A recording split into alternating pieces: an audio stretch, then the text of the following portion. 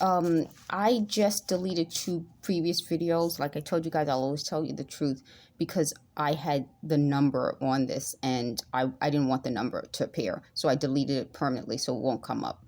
One of the people who I believe is a ringleader of this, they call it constant contact, is a person who I know is mentally unstable, and she admitted it. That's part of why I was hesitant to keep calling the police, and I felt at some point she would stop contacting me. We met in 3rd grade, and for some reason her family thinks that I'm supposed to take care of her or take care of everyone in the family. I don't care how this gets interpreted or twisted by them. That's not my goal in life. Someone I met in elementary school is not my child. I don't have any children. So at the end of this video, I have over 4 gigabytes. I should be able to get everything in. So out of nowhere, now suddenly I'm this horrible person. This is the person, if you go to Cup of Java Productions, so at Cup of Java Pro on Twitter, sent me all these thank you notes, her and her family. I don't have to take care of anybody. But you can see why I was hesitant to call the police. But eventually someone recommended, one of the people talking recommended that I would get a restraining order. I was hesitant to do that because I didn't want to saddle this mentally unstable person with that. But at some point I'll have to, because whatever criminal organization she's a part of, they're taking advantage of her. She's a mentally unstable person who admits it. In another note, you can see that she has these issues and her doctor put on several types of medication. And again, I don't want to get that. And this is one of the last times she said, if she won't contact me, and I have the text message that says that, so she will no longer contact me. Well, she proceeded to contact me, and her usual way of contacting me is prank calls. Then she'll have her relatives call. Then that's the audio that you hear where one of her uncles is cursing at me. Then she had her mom send my mother a card, which my mother returned to sender. We don't want anything to do with these people. Not good people. Not good at all. This is the woman, she's a woman now, but she's the person who I said wanted me to always sleep over. And you can tell from the nature of these messages that this is the truth, okay? I thought once this happened, they would move on. I mean, this could have been, 2011? So we were in our 30s. We were grown women. So here is, this is okay. This is me. So it doesn't matter. But this is, once she contacted me, her relatives contacted me and prank called me again. I had to print this out to make sure that these people would get out of my life. But this is what she texted me. So clearly, this is something that these groups do to harass their neighbors. And she's saying that her neighbors said this. So I am now going through this, and I think it's really strange that she's saying that their whole apartment was shaking, and now I told you folks. So this is something that this group of people do to make an unlivable, unsafe living condition for people. And when she said this, I said, this is what she wrote. And take over. This was their strategy for dealing with me. So this is back in 2011. So clearly this type of behavior existed before, and now they tried it on me. They started trying this on me, and I'm not going for it. I'm not going to just up and leave because these people are harassing me. So in 2011, before this, there was the no contact. When I asked her not to contact me anymore, there was a lot that led up to it. This is what she sent me. And it was before her birthday. So this is the whole text. Let me see if I can, here it is. So here's how it starts. And it was right before her birthday. So that was, what was it? February 6th. And it said, send this to 10 people, including me. And then it says, be honest and send to anyone who made you smile this year. I don't like these chain letters. So I let her know, and she was very upset with me. And that's when I really realized that this is somebody who I can't be honest with. If I tell you, don't send me chain letters, and then you yell at me pretty much in a text message by saying, don't be argumentative, it's not a chain letter, and I'll show you that. That was probably the last straw of this whole thing, because that's when I realized, I'm not in a safe friendship. if I tell you don't send me a chain letter and you get upset. So if her birthday was on the 21st, I sent a happy birthday text, and I thought it would smooth things over. And after that, her grandmother passed away, who was really the last hold that they had on me, because her grandmother was a nice lady. And after her grandmother passed away, I still kind of kept some basic light contact with them. But I'll show you what was the last resort. So anyway, so she was never to call me this name, Meek. That's not my name. My name is Shamega, and she knows me as Shamega. But again, this was in January, calling me Meek out of nowhere. Then the chain letter. Then here's the other thing. I have faith for you that you will get an unexpected abundance. This was in October. And I'm like, what are you talking about? Then here it is. I know you think it's crap, but I have to believe in something, and you're it. Again, not appropriate. Not appropriate when you have someone who I showed you is dealing with mental illness. Here it is again. Oh, you'll have an abundance soon. Here it is again. I have faith. So this whole idea of dealing with this person, after this, I told her to go no contact. Don't contact me anymore, because this was too much. So this was by October 24th, 2011. And she said she won't contact me. What happened? She contacted me after that. So this is what I'm dealing with. So let me pause this and go to the next thing. Here's the next thing. Someone in this group lied and said I had no contact with black people. I don't like black people. Well, that's a lie, and everyone knows it. But to show you how throughout my life, I've had contact with black people. I am black, and I've been in touch with black people. I'll lead up to this whole thing. So I was always interested in fighting against apartheid. Everybody knows that. I always did that. And I did it. I did speeches on it, papers on it.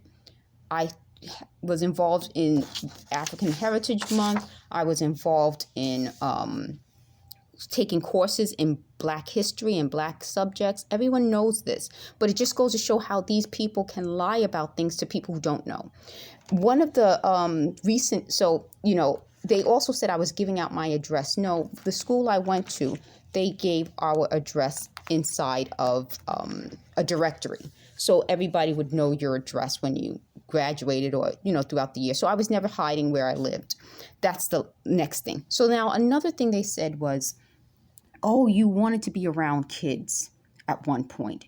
I told you in a previous video, the person whose information I was talking about in the start of this video always had this idea that I was going to be a caregiver of people, of kids. Her mother would call me to help her babysit kids. I wasn't paid. I was just helping out. And at some point, I was in high school. I didn't want to do it anymore because I had other things to do. My life had moved on. We only went to elementary school together. We didn't go to high school, college, or anything else together. So they said, well, you were applying to be a nanny in in college. So in 1994, I went to career planning and placement, and they found they would help me. And I said, oh, so I was talking to them, and I found an ad for applying to be a nanny. A requirement, there was a prerequisite that you had to take CPR. So I said, okay, I'll take a CPR course in order to apply for this job. And once I applied, I interviewed. The lady was very nice.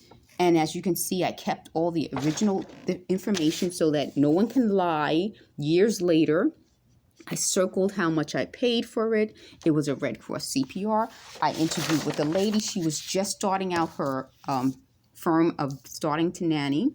And I interviewed with her, and she said she'll call me. Then later on, she called me and said she didn't, the business is just starting, so she'll get back to me. I moved on because this would have been my senior year of college. I was doing an honors thesis. I was doing, I was still doing other work. I had things to do, so I wasn't really fixated on the idea of being a nanny. So again, that's something that came out of nowhere, but we dealt with that.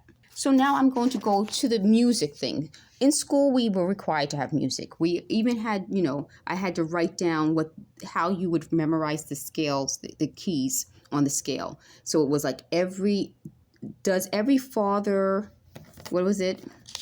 What does that say? I can't even read my own handwriting, but that's the way you would remember the scale. So as you can see, I had all this stuff that I had to do in school. So that takes care of music. The other thing is, not the last thing, they talked about my previous website. My previous website was monetized in, what year was this? 2014.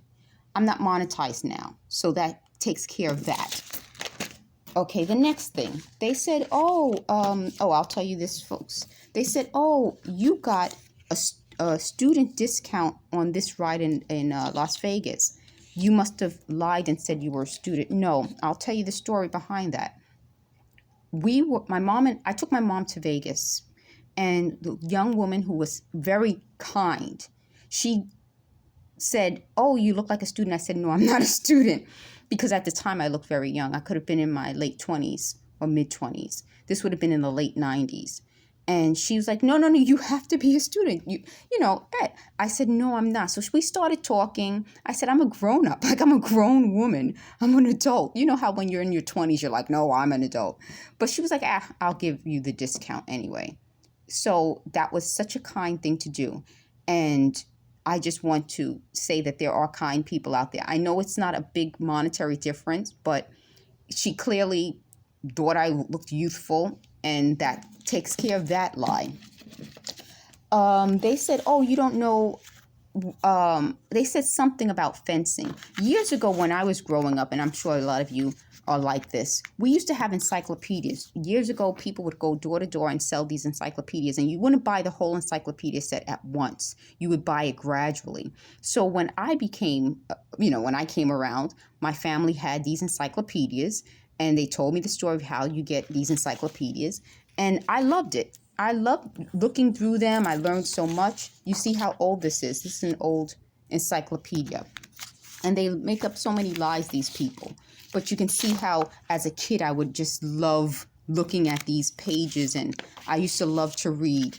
I don't get to read anymore. But you can see how, as a child, I would have been exposed to reading. So in this encyclopedia, they even had the anatomy, where you see how they had it, where you actually have different pages and it's layered one on top of the other. I just thought this was so great. So when I didn't keep the encyclopedias because I didn't have space for it anymore. And when I took out some of the pieces and some of the pages that I just loved so much. So look at this. Isn't this amazing? So you actually see, to me, this is like, those books that we used to have years ago, where it's not a pop out, but it's like this, where someone thought to do this, and I just couldn't get rid of it. But to show you how life is, I don't know what that story is about, but that shows you that. So, okay, the other thing is, they said, well, you didn't know anything about geography. Well, I did. I had encyclopedias, and I kept these. I love these. So if you're into crafting like I am, you can actually frame this, and it becomes wall art. And to show you how old this was, this has like the Soviet Union in it. Let me see if I can find the Soviet Union pages. Let me pause it for a moment. Here are the pages about the USSR. That's how old these encyclopedias are. And I don't have the encyclopedias anymore, but I took out the pages that I thought were cool, because I thought this type of stuff was interesting. So as you can see, they tried to rewrite my life as I'm some kind of wild girl. I kind of would love to have been the wild girl. So I'm not correcting them. They said this is their way of sort of, they said brain mapping, but sort of being able to predict what I'll say based on what I was exposed to growing up, which makes sense. So they wanted to know, like, why was I in love with Renoir? Because I was exposed to it. I mean, Degas. I was exposed to this years before school. They're like, oh, you only got this education in school. No, I was exposed to it as a child. Jewelry. I was exposed to the stones, not just the precious stones, but the minerals. So, okay, I went through all that stuff. Now I'm going to tell you another thing about this group. So I told you folks that this group seems to want to set me up. Let me pause this.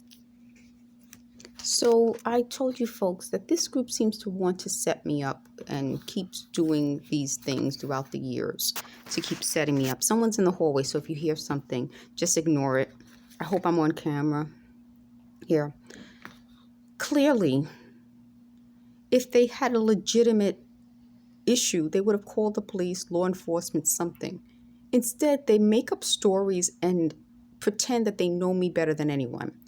I told you folks that I was going to keep updating you on like all the little marks they put. This morning, I peeled off the one on my shoulder and the one on my back. That's how you can tell that these marks are strange. I can peel them off. I showed you on the marks on the legs, I peeled them off. But just to sum up this whole group, they're criminals. And I think they even said they thought they were going to be able to blackmail me. There's nothing to blackmail me about. I wish I could be interesting. They said I was running through the street with a bottle. That sounds exciting. I mean, the other stuff, I just showed you guys encyclopedia pages and a ride at Las Vegas. That to me was most exciting. Their stories about me are far more exciting than anything that I can think of. And the idea that they said I was running through the street with a bottle chasing the person whose text message I showed you, her brother, because he was abusive to me. Well, like I said, that is a grain of truth that I can now see how many decades later they would make it into a big deal. Okay, again, I'm not going to argue with things that I feel are more exciting than the truth. I told you folks the truth. So what they said is they create videos of other people doing things that they accuse me of doing. That sounds crazy, but it's crazier that someone would, they said it's a computer generated videos, but it's crazy that someone would fund that. Who is funding videos that are recreations of stories they said and then accusing me of doing it? It just sounds like a bunch of insanity. And what makes me more upset is that the longer this goes on, I think there has to be someone funding it with the means and the money to do this, because regular folks, we don't have time or energy. So that the last thing that I want to end with, because I know this was a lot, is that they said I was just this wild child. I love the idea of that. I mean, if I was a wild child, I love it. I love it. That is how I would want my life story to be told. I don't want my life story to be told as a lie that is so horrible to other people. Like the story in the book, that didn't happen. I never, ever, ever accused a gang of white boys of raping me. That never happened in my life. It didn't. That's something that to me is not just harmful to me, but it's harmful as a society, because the children that I went to school with, and they were children. When I graduated from high school, I was 17, and most of them just turned 18.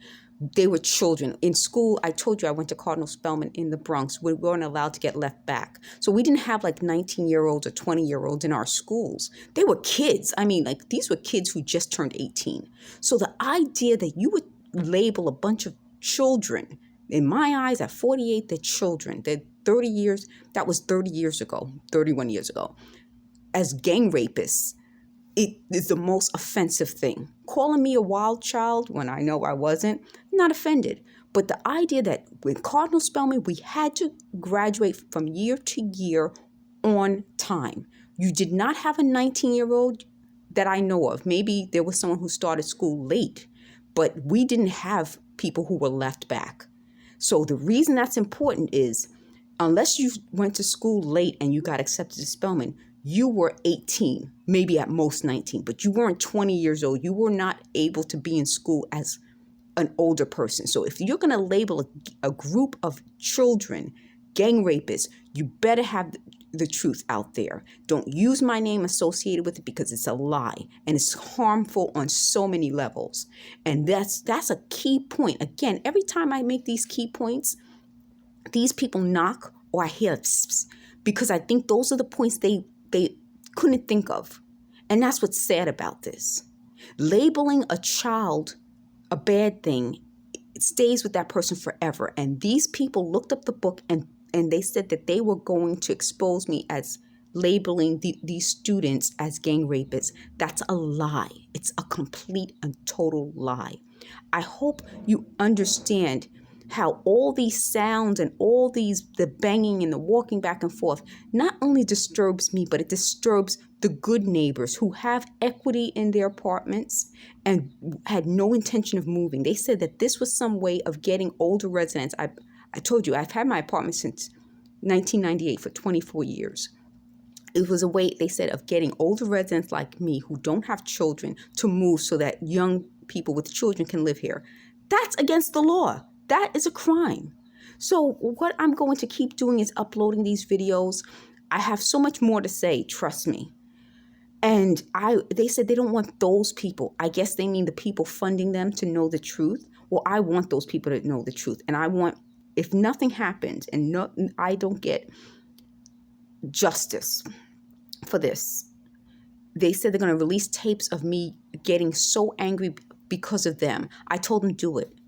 They can actually do it and put my name on it so I can reference it, because I want the truth out there. I want justice. No one should have I shouldn't have my privacy invaded every day. When I'm on the toilet, they're describing what I'm doing. How is it possible?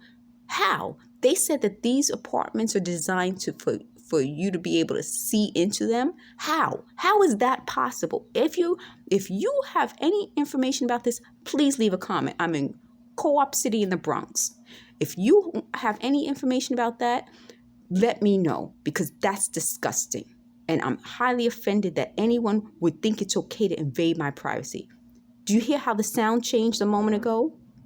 You hear that? These sounds are changing based on what I'm saying, because they said they're going to try to edit out what I'm saying. That is censorship. And in this country, we have freedom of speech. So on that note, I'm going to end it and upload a video later. Thanks for watching.